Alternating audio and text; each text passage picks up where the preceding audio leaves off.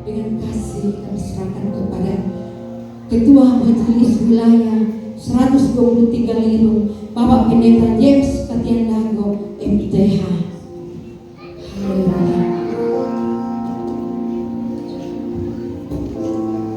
Haleluya, haleluya. Kami memuji dan membesarkan nama-Mu Tuhan. Karena Engkau Allah, Engkau Tuhan kami, Engkau Raja kami. Tetapi Engkau juga adalah Bapa kami yang sangat baik. Kami bersyukur karena Engkau sudah menolong, menjaga, memelihara kami. Bahkan hampir sepanjang tahun 2024 ini, kami boleh sehat, kami kuat, kami diberkati Tuhan, kami bisa menikmati anugerah. Ini semua karena kemurahan dan kebaikan. Itu sebabnya kami bilang terima kasih buat semua kebaikan Tuhan. Malam hari ini kami sudah berusaha berjuang memberikan pujian penyembah terbaik. Karena hanya itu yang bisa kami lakukan untuk membalaskan kebaikan Tuhan.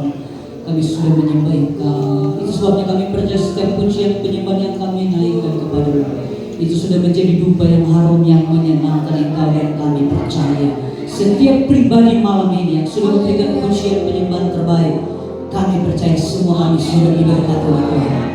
Tiba saatnya kami akan mendengarkan firman Allah. Urapi kami semua dengan kuasa Roh Kudus, melambangkan segala keterbatasan kami. Mampukan kami untuk mengerti kehendak dan rencana oleh firman-Mu.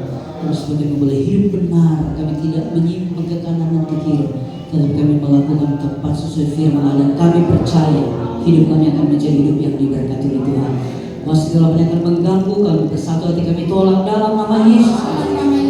Darah Yesus berkuasa. Kuasa Allah yang berkuasa di tempat ini memimpin pemberitaan firman Allah awal sampai akhir untuk melihat kebesaran nama Tuhan saya. Semua anak-anak Tuhan, hamba-Mu yang sudah memimpin kami dalam pujian penyembahan, biarlah diberkati oleh Tuhan. Kembalikan pengurapan kuasa Allah berlipat ganda, agar supaya ke depan semakin luar biasa lagi mereka untuk melakukan pekerjaan-Mu di dalamnya. Nama Tuhan dipuji dan dipermuliakan. Ampuni dosa kami Bapa. Kami sudah berdoa dan mengucap syukur. Kami akan sambut firman-Mu hanya di dalam nama Tuhan Yesus Kristus, Tuhan dan Juru Selamat kami. Haleluya. Semua yang percaya dan siap menerima firman Allah sama-sama katakan amin. Tuhan silakan duduk Bapak Ibu Saudara sekalian. Salam sejahtera bagi kita semua. Salam. Kita bersyukur kepada Tuhan. Tuhan Yesus baik.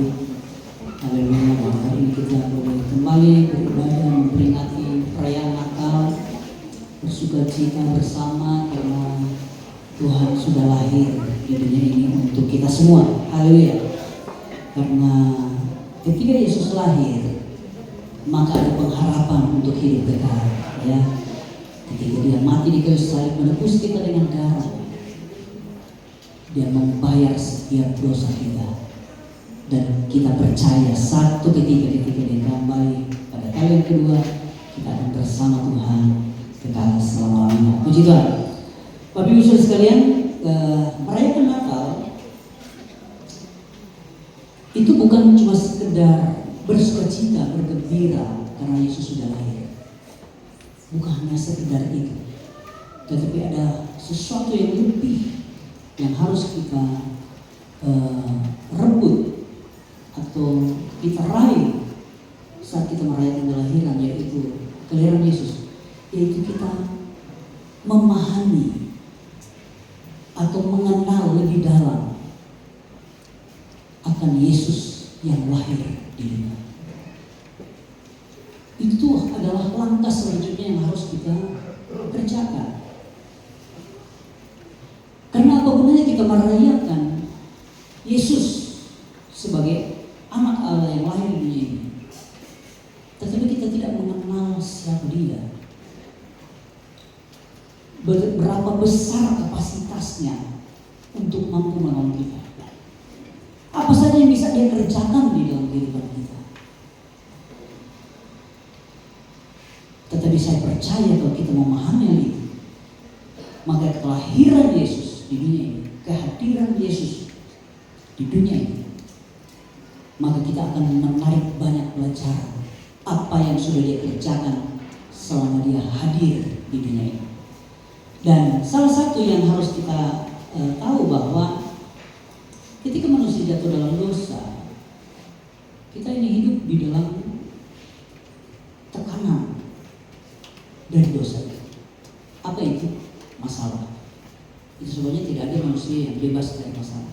Ketika manusia jatuh dalam dosa, masalah itu bertubi-tubi datang dalam kehidupan manusia. Itu sebabnya manusia harus bekerja keras, kita harus melawan kenyamanan kita, berjuang untuk meraih hal-hal yang timbul dalam kerinduan hati kita. Ada banyak kerinduan-kerinduan yang ingin kita capai dalam hidup. Yang biasa kalau di sekolah, anak-anak sekolah orang bilang cita-cita, atau bahasa yang lebih keren, visi. Sesuatu yang ingin kita raih di dalam hidup. Karena seseorang yang tanpa visi, tanpa cita-cita, dia tidak akan kemana-mana. Semua orang sukses itu selalu start dari visi, start dari cita-cita. Itu sebabnya saya percaya kita semua punya cita-cita, kita punya visi masa depan. Keluarga saya 10 tahun depan mau jadi seperti apa? Saya pengen punya rumah, saya pengen punya mobil, saya pengen anak-anak saya sukses dalam persekolahan. Itu visi, cita-cita yang ingin kita raih. Tetapi dalam kenyataan sudah, setiap kerinduan kita yang ingin kita capai, di sana ada banyak masalah yang menghambat, bahkan ada banyak masalah yang mematikan visi kita, sehingga akhirnya kita pasrah dan bermasa bodoh. Kita lupakan visi kita. Nah saudara, saya mau bilang begini, kelahiran Yesus di dunia ini sebenarnya salah satu yang dirindukan adalah bagaimana kita mengenal Yesus yang hebat itu, yang mampu membuat kita meraih visi, meraih cita-cita. Bahasa yang lebih mudah, diberkati. Berkat utama adalah keselamatan, masuk surga. Itu berkat utama. Ya, saya selalu jelaskan di jemaat kami bahwa Tuhan itu punya anugerah.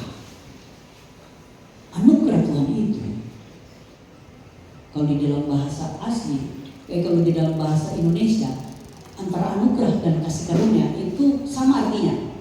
Tetapi kalau kita lihat ke bahasa aslinya, anugerah itu adalah aksi dari Allah atau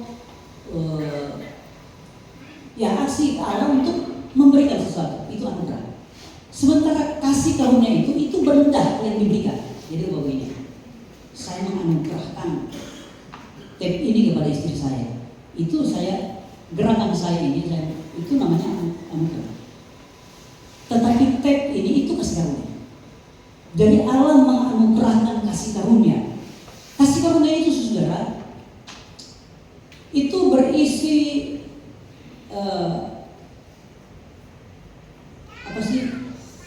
kulit luarnya atau bentuk yang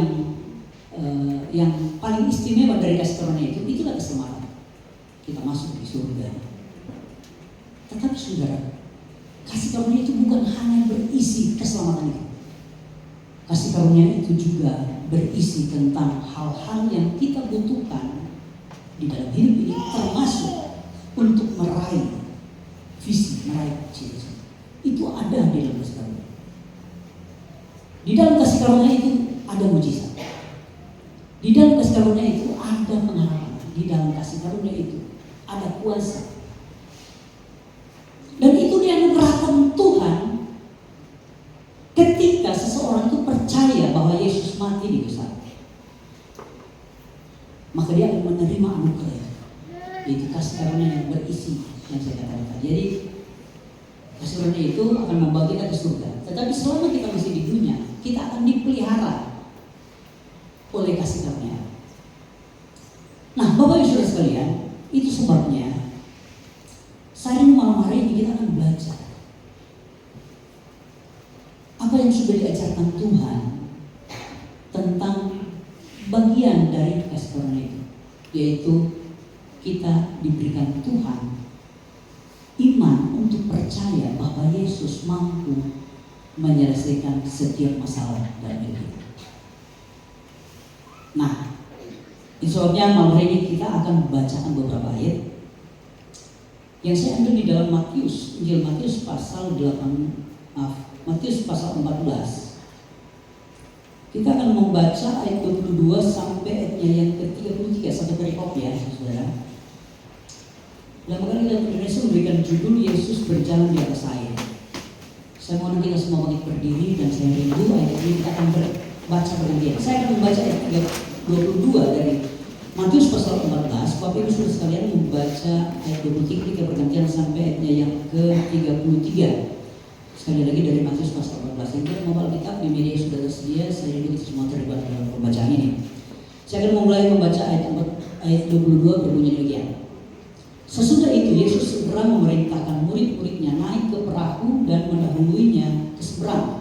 Sementara itu ia menyuruh orang banyak pulang.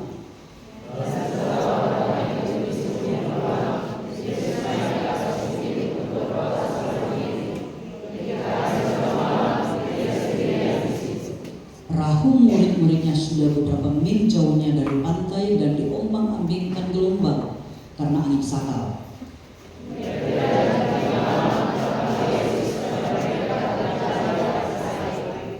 Ketika murid-muridnya melihat dia berjalan di atas air, mereka terkejut dan berseru, "Itu hantu!" Lalu berteriak-teriak karena takut.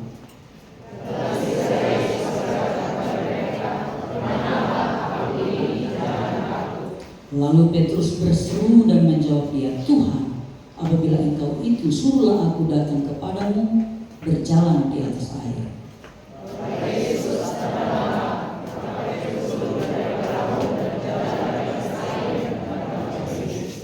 Tetapi ketika dirasanya tiupan angin, takutlah ia dan mulai tenggelam, lalu berteriak, "Tuhan, tolonglah aku."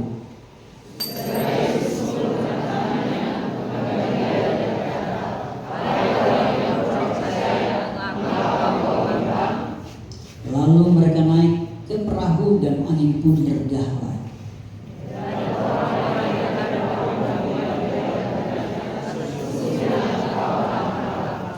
Puji Tuhan, selamat dulu Bapak Ibu Saudara. Kisah yang sudah kita bacakan ini itu adalah kisah yang didahului dengan sebuah kisah di mana Tuhan Yesus memberikan makan 5.000 orang dengan 5 ketul roti dan 2 ekor ikan. Itu sebuah mujizat. Tetapi Tuhan tidak stop di sana, menunjukkan bahwa Dia punya kapasitas untuk melakukan mujizat. Dan Injil Matius ini ditulis berdasarkan dengan Roh Kudus untuk mengajar orang-orang Kristen keturunan Yahudi. Ini Injil Matius, ya. Kenapa saudara? Karena Tuhan mau bangsa Yahudi tahu bahwa Yesus itulah Mesias. Karena sebelum Yesus lahir, itu sudah dijanjikan ada seorang raja yang disebut Mesias. Dia yang akan menjamin semua apa yang dibutuhkan oleh bangsa Israel dan akan membangun kerajaan, dan kerajaan itu kekal selama-lamanya. Nah, Tuhan Yesus sementara atau firman Tuhan ini ditujukan kepada mereka untuk supaya mereka percaya bahwa ya, Yesus itu Mesias. Dia mampu menolong. Dia mampu memberikan makan 5.000 orang. Tetapi tidak cuma masalah ekonomi yang Tuhan bisa bantu anak-anaknya. Di kisah yang sudah kita bacakan tadi, Tuhan mampu menyelesaikan masalah yang diakibatkan oleh alam semesta. Artinya kuasa Tuhan itu melampaui hukum alam. Ya, kisah yang sudah kita bacakan tadi dikatakan bahwa Yesus memerintahkan murid-muridnya itu pergi ke seberang, menyeberang, ya, pergi ke seberang. Jadi seberang itu adalah tujuan perjalanan mereka. Ketika mereka sudah pergi, tiba-tiba mereka dihadang oleh angin sakal dan gelombang. Angin sakal itu adalah angin yang berada atau datang dari arah depan. Kemudian ada gelombang. Angin sakal sakal dan gelombang ini menghadang perjalanan mereka untuk tiba di seberang, di tempat tujuan. Bahkan gelombang dan angin sakal ini, kalau tidak diatasi, itu bisa menenggelamkan mereka, artinya membuat mereka gagal tiba di tujuan. Tetapi yang luar biasa, ketika mereka lagi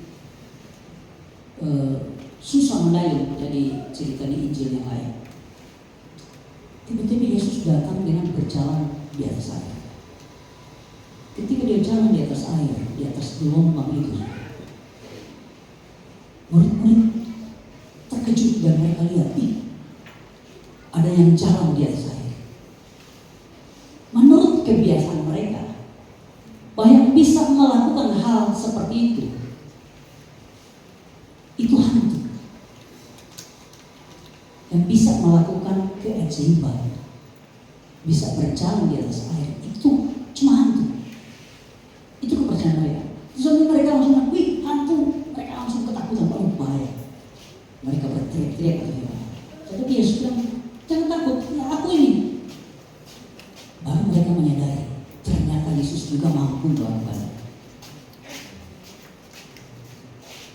Petrus ketika dia tahu bahwa itu Yesus, Petrus bilang, Yesus, kalau itu kamu, kalau itu engkau, suruhlah saya datang kepadamu dengan berjalan di atas air.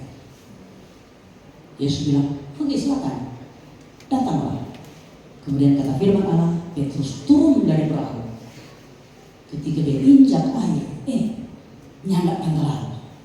Dia berjalan menuju kepada Yesus, menjumpai Yesus. Bagaimana?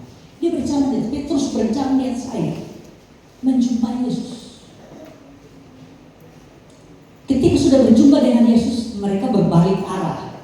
Kalau menurut penafsiran saya, mereka berbalik arah untuk menuju ke perahu. Di tengah jalan, ketika dia berjalan bersama Yesus,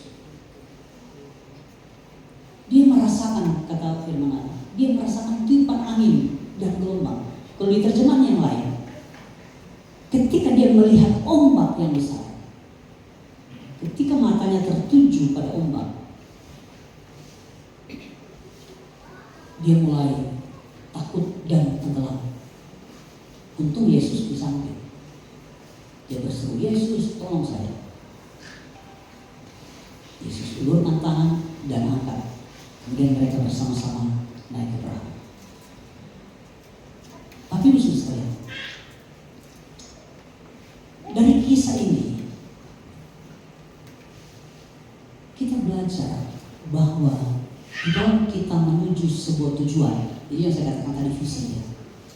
Ketika kita pengen meraih sesuatu, tidak sedikit gelombang dan angin sakal yang menghadang. Itu sebabnya ada banyak orang menenggelamkan cita-citanya. Banyak orang yang tidak sampai kepada tujuan. Dulu saya waktu anak-anak, waktu tanya cita-cita, ada kita bertemu orang yang begini, kita mau jadi presiden. Tapi hari ini dia bukan jadi presiden juga. Dia hanya jadi orang biasa. Tidak sampai tujuan.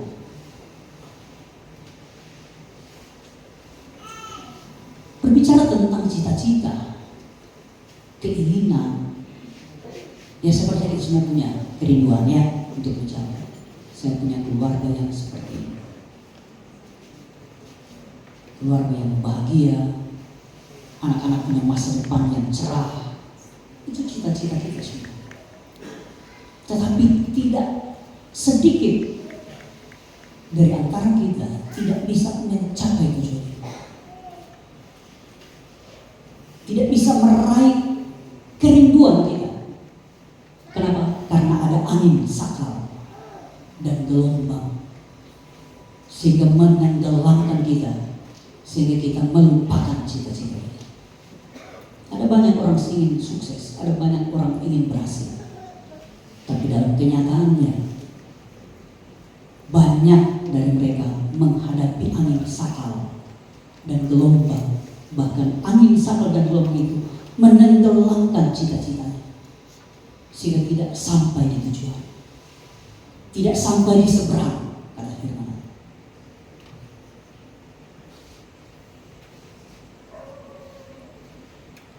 Itu sebabnya Bapak Ibu Saudara sekalian, kita harus berhati-hati dengan sekali lagi ketika kita pengen sesuatu, ada masalah yang menghadang. Bahkan masalah bisa membinasakan tujuan kita, membuat kita tidak berhasil, kita tidak sukses, akhirnya kita pasrah dan hidup masa bodoh. Tetapi lewat firman Allah ini, Tuhan sementara mengajar kepada kita bahwa Yesus yang kita sembah itu bisa berjalan di atas masalah. Dia bisa berjalan di atas gelombang. Dengan kata lain, gelombang itu menjadi jalan untuk Yesus menuju ke seberang. Gelombang itu menjadi fasilitas bagi Tuhan itu sendiri untuk meraih kesuksesan. Kenapa? Karena Tuhan punya kuasa yang tak terbatas. Tidak ada yang mustahil bagi Tuhan. Segala sesuatu mungkin bagi Dia. Itu Tuhan yang kita semua. Dan Tuhan mau kita percaya itu. Jangan kita seperti murid-murid. Kita cuma tahu ketika dapat masalah yang bisa kasih dalam luar itu hantu. Itu sebabnya ada banyak orang Kristen ketika dia mau meraih kesuksesan, dia bukan cari Yesus, bukan cari Tuhan, tetapi dia cari hantu. Kami dulu di Bekasi, ada orang seperti itu. Ketika dia ingin cari, ada teman saya, dia agama Buddha, sebelum dia jadi Kristen, dia bilang saya ini bertapa di Gunung Kawi dan minta jimat. Kenapa? Karena dia tahu untuk sukses itu cuma hantu yang bisa. Seperti yang dipercaya oleh murid-murid. Cuma hantu yang bisa berjalan di atas gelombang. Itu soalnya mereka minta jimat di Gunung Kawi untuk supaya dapat harta. Ada banyak malah membuat perjanjian darah sehingga ada anaknya, istrinya itu jadi korban, jadi tumbal untuk mendapat harta. Karena dia percaya cuma kuasa kegelapan yang mampu melakukannya.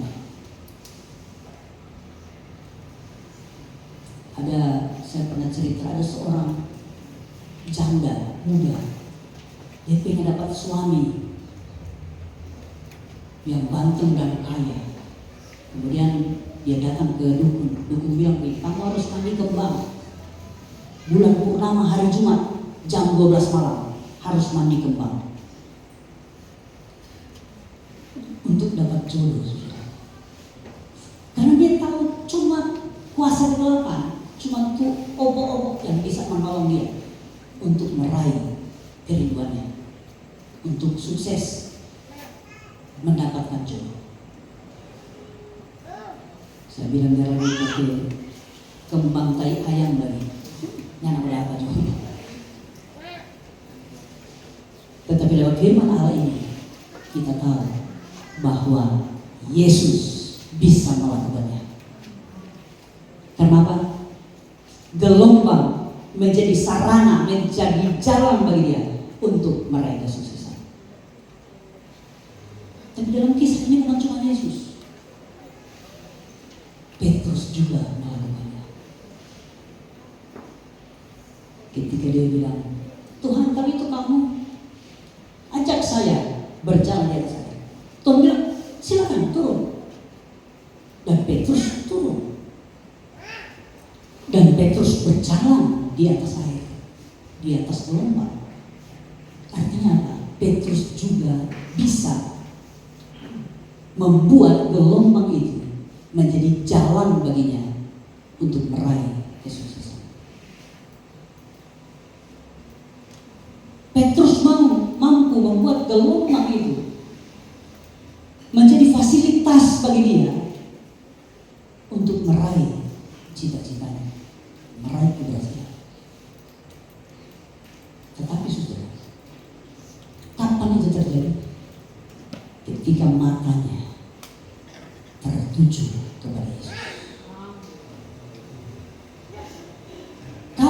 kita tertuju kepada Yesus, kita juga bisa melakukan seperti yang Yesus lakukan. Ketika kita mau meraih cita-cita, ketika kita mau sebuah keberhasilan, ketika kita rindu ada mujizat yang terjadi, saya percaya ketika mata kita tertuju kepada Yesus. Keep your eyes fixed on Jesus. Tetaplah fokus kepada Tuhan. Tetaplah matamu tertuju kepada Tuhan. Maka kita juga bisa berjalan di atas gelombang. Haleluya. Gelombang akan menjadi fasilitas ilahi bagi kita untuk meraih cita-cita, untuk meraih keberhasilan, untuk menikmati mujizat, untuk menikmati pertolongan Tuhan, untuk melihat kembali kendaraan yang dilakukan oleh Allah. Ketika mata kita tertuju kepada Tuhan. Itu sebabnya tujukanlah pandanganmu kepada Tuhan. Dan ketika engkau sudah berjalan di atas gelombang, jangan jadi seperti Petrus.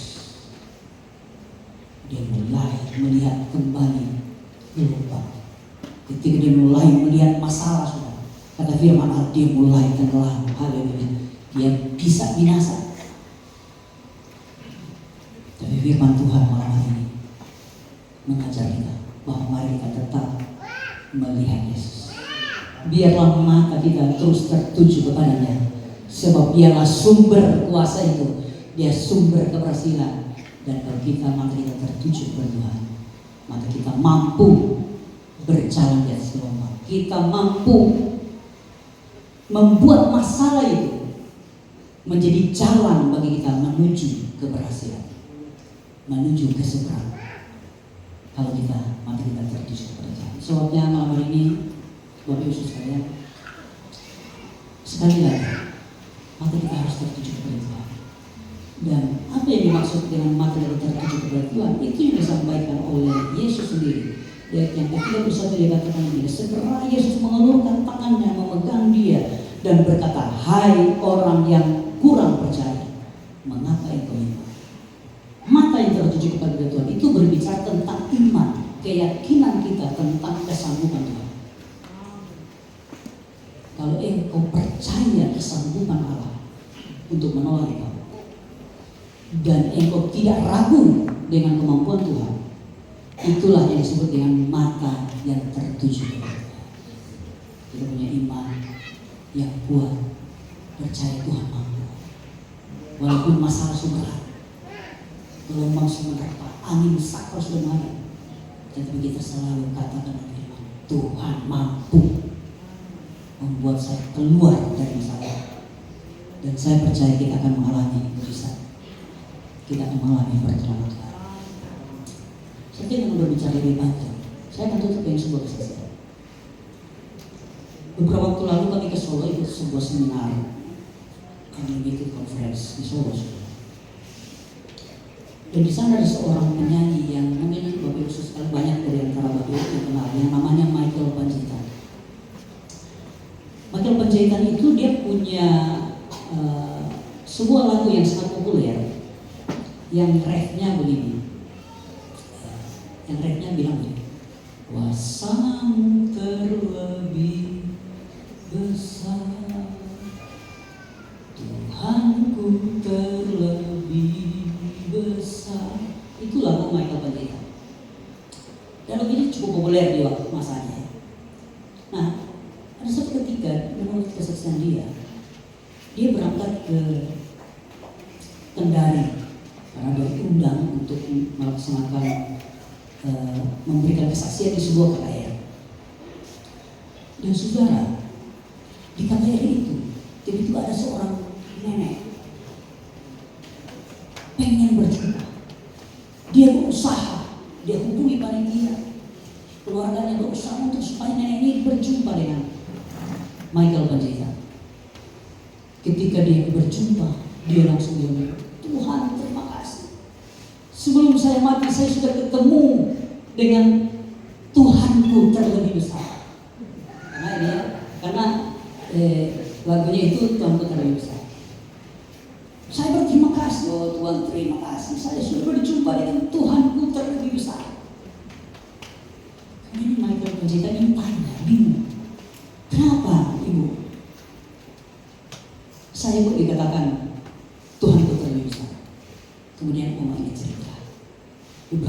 yang lalu, anaknya itu melahirkan seorang bayi. Ketika bayi itu lahir, kondisinya kuning semuanya. Karena fasilitas rumah sakit itu kurang oke, sudah. Akhirnya anak kecil ini, bayi ini, meninggal dunia.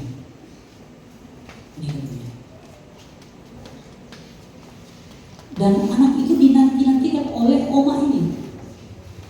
Dia pengen sekali cucunya itu bertumbuh besar dan dia sangat sukacita. Tetapi yang jadi problem adalah anak ini meninggal dunia. Ketika sudah meninggal dunia, rumah sakit sudah menawarkan untuk kalau masih mau ditahan, kasih formalin, ya. Tapi keluarganya bilang nggak usah, kita tinggal tunggu omaknya. Kalau omaknya datang, kita langsung masukkan ke peti dan kita kuburkan. Keluarganya sudah pada nangis semua, pada sedih. Tinggal omak yang belum datang, omaknya. Lama mereka menunggu, mungkin 1 jam lebih, 1 jam lebih sedikit. Tiba-tiba omak ini datang. Semua langsung melihat, pas lihat omak ini, aduh mereka langsung nangis. Mereka peluk omaknya, dan omaknya sayang sekali sama cucunya. Dia bahkan ketika anak itu lahir, cucunya itu lahir, dia tidur, dia bercanda sama. Tapi akhirnya meninggal. Jadi mereka nangis, oh bagaimana ini omak.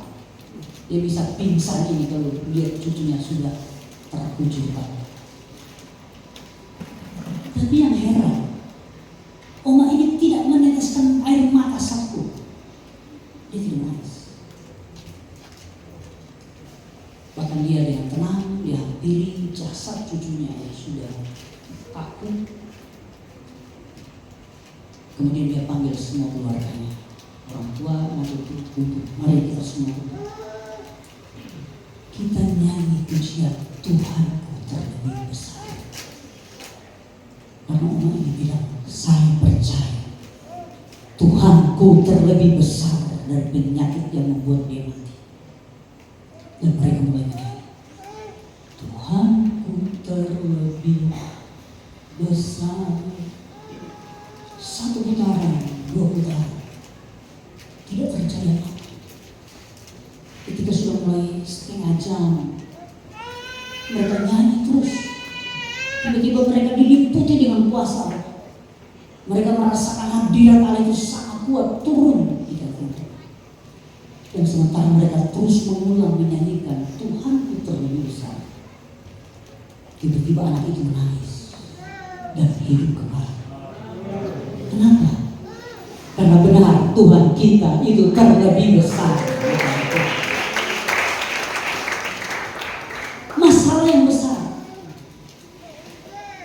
itu menjadi jalan untuk mereka menikmati mujizat.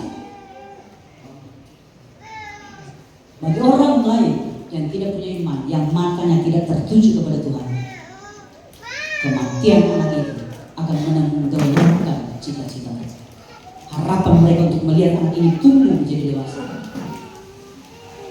Tetapi karena ada umat yang matanya tertuju kepada Tuhan, masalah itu mereka jalan di atas masalah dan membawa mereka kepada tujuan. Haleluya. So malam hari ini kalau kau punya masalah, tidak perlu takut. Tujukan matamu kepada Yesus. Dia ada di sini. Masalahmu terlebih besar apapun, mari percaya Tuhanku terlebih besar dari semua masalah.